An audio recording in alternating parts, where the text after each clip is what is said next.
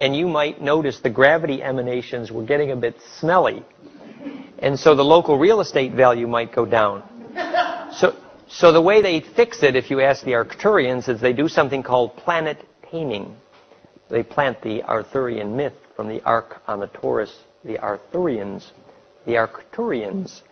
And this is the book 2/3, if you're interested, David Myers, David Percy. And it explains the concept of planet taming. It isn't an insult to a horse that it needs taming. It might be the best horse, right? The fact is, until you get the gene pool to recognize how to feed their gravity bubble with their emotions, the local real estate values go down because the gravity emanations are smelly. Gurdjieff said, coherent emotion feeds the sun, incoherent emotion feeds the moon. So, in effect, what the Merlin, Arcturian myth geomantically were they were the instructions to planet taming. Examples. When they planted a crop circle the shape of the hat of Osiris, which is the pericardium of the heart, they were telling us, unless you get the muscles to flex and control the shape of the pericardium, you will not be a star navigator, because that's how you steer the gravity field generated by a heart. So the ability to have muscles around the pericardium to shape it is the same as the ability to have muscles around the retina to focus your eye. To focus the gravity thrust of the heart as a rocket nozzle, you need the ability to have that control of your heart coherence. The HeartTuner is an example of that educational process. So the Arthurian planet taming came to this. They planted these dolmen, which were at the tetrahedral latitudes, if only Hoagland understood. And what you do by planting the dolmen at the tetrahedral latitudes was you modulate the nutation, spin rate, of the planet to phase, embed zodiacal spins, and thus stabilize gravity to hold atmosphere. So the ability to keep the long wave magnetic lines in phase, and I mean in a fractal, is the ability to hold the atmosphere. For example, gold only occurs where magnetic lines cross in a fractal, and you remove the gold, you remove the long wave magnetic embedding, which holds the atmosphere. Atmosphere is held because the long wave magnetism is fractal to the short. So long wave grid engineering magnetically is the skill to fabricate atmos on the sphere, atmosphere, to make a planet green. So all this came under the concept of planet taming, was this idea about making planets able to be self-organizing electrically. And how you did that was by tuning the harmonics of spin. See, what gravity is the wind of charge inertia moving between frequencies, something for which physics has very little name other than scalar or torsional or chirp. But when the inertia moves between the long wave and the short wave, then that cascade of compression acceleration we call gravity. It's a spin path through the speed of light. Now, if in fact the long wave spin of the zodiacal spin is a harmonic of the wavelength of the nutation spin, which is a harmonic of the wavelength of the actual planet spin, you see that when the ratio is a multiple of golden mean there, you get a compression wave between frequencies. And that implosion stabilizes gravity, and that's what holds atmosphere. But at a deeper level, it is that symmetry specifically that enables the birth of consciousness. What happens is, it is said they took 1,254 star systems, the Ophanian angels, and cast a cat's cradle shadow, an image of themselves in their image and likeness, the physics of astrology being a cat's cradle of charge, capacitance. And thus they create an area here where the solar system is so fractal that we get more gold in our veins and more psychokinesis in our DNA, because this is the place to die and thus live. It's the place where you can be born in a fractal. So this is why solar systems, real estate value, location, location, and location. So many ETs are in line here to make use of what has become the best genetic library this side of the galactic core. So all of this physics is about what we talk about in the third day when we talk about the extraterrestrial origins of DNA.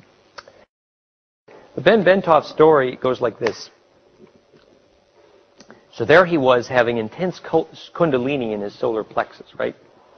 And he realizes that when the electrical field around your body, the sort of hydrodynamics plumbing 101 for kundalini, gets big and you move, you can feel that there's a crackling in the rafters of the room, and the crackling in the rafters of the room, you have to remind yourself that it's outside your body because it feels like it's inside your body.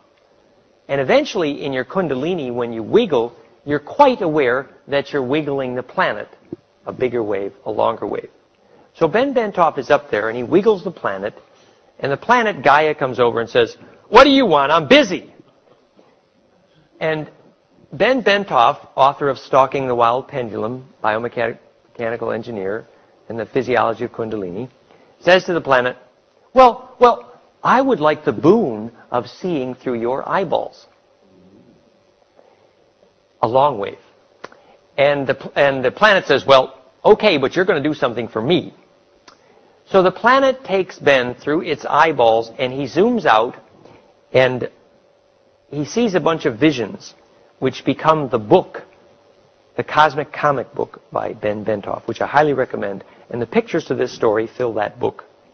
And so he zooms out, and he sees that the shape of what we've been calling our universe is a saddle shape like this on the surface of a donut.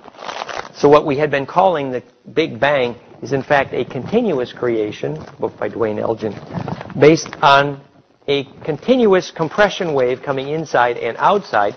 And what astrophysicists call the curvature of our known universe is a little saddle on the shape of a donut. Big, long wave. And then Bentoff zooms out further, and he sees that galaxies replicating is a nest hierarchical helical slinky array of these donuts. And if you zoom out far enough, it looks like a DNA helix, but it's billions of star system galaxies in an array, right? Long wave, right? So then he zooms out further, and he sees that when you look at this thing, it looks exactly like a living human cell. Okay. You're getting it. Coming inside a body, right? Is this the Ganesh? My angel is bigger than your angel. No. So he zooms out and he sees that if you look above and below a replicating DNA helix as a biophysicist inside a cell, you see something called a centriole, which looks like a black hole if you're looking through your microscope, except that he's looking through a macroscope. And he sees that the black hole above and below the DNA helix, which is choreographing the alignment of the microtubules in this lovely nest, that these black holes have a shape. And as he looks at them, he realizes it's the letter Ankh, Aleph, and Omega. Is the shape of these black holes. The name and the shape and the service are one. And so the eddies in the wave train of the wave guide of the letters is what we call replicating galaxies, right? So he learns a lot. Comes back, draws the pictures, you got to get the book. And then we'll go to the movie. No. So he comes back. He comes back. And he says, well, what am I supposed to do for you? And the Earth says, well, we got this problem. There's a train down there in Siberia, and the conductor is asleep, had too much vodka. A bunch of people are about to die. Got to go down there and wake up the sleeping conductor. And so he did. Now, you know what the gene pool of Earth is? It's a train. And the conductor's asleep. Mm-hmm. So that's how we get to the long wave. Any other?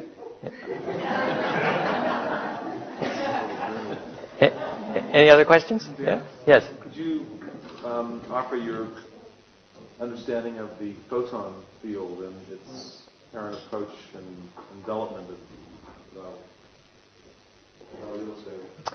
I think the astronomic literature has been very clear that the photon cloud story was based